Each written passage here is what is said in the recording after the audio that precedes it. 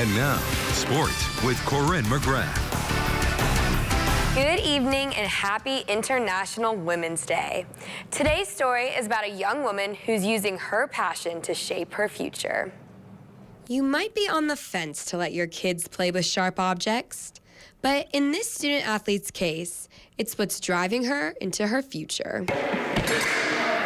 Josie Radcliffe is a senior at Highland High School and one of the best young female fencers in the country. It's referred to as physical chess because it's super mental, super tactical. Josie was always an athlete, but after multiple concussions playing other sports, she decided to focus more on fencing, especially since it's a year-long sport, and she loved her coach, who's also her grandpa. It's amazing having my grandpa as my coach. We think very similarly, so in terms of him coaching me, we have this just bond where I understand what he's saying really well. He gets to travel with me to all of these tournaments. I go to a different state, often every other weekend or different weeks, and it's just a super fun bonding experience between the two of us.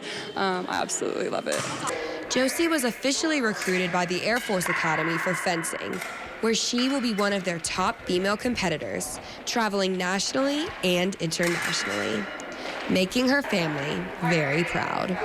And my father was in the Air Force, and so I know that would have been really special for him if he'd have been still here to do it. So it was in a lot of levels really special thing for me. Josie will be majoring in engineering at Air Force and minoring in Russian. And it doesn't look like she'll stop wearing a full white suit anytime soon, as she hopes to one day work for NASA. A perfect female empowerment story for today. Congratulations again, Josie.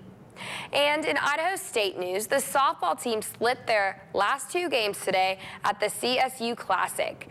They beat Colorado State 4-1 in their first game. Then they played Kennesaw State, where they lost 10-2.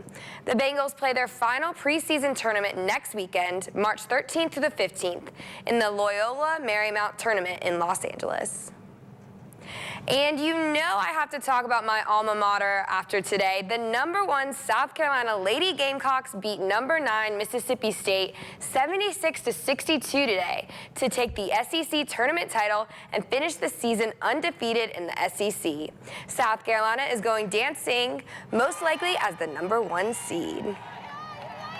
And that's all the sports I've got for you tonight. Back to you, Deanne. All right, thank you, Corinne.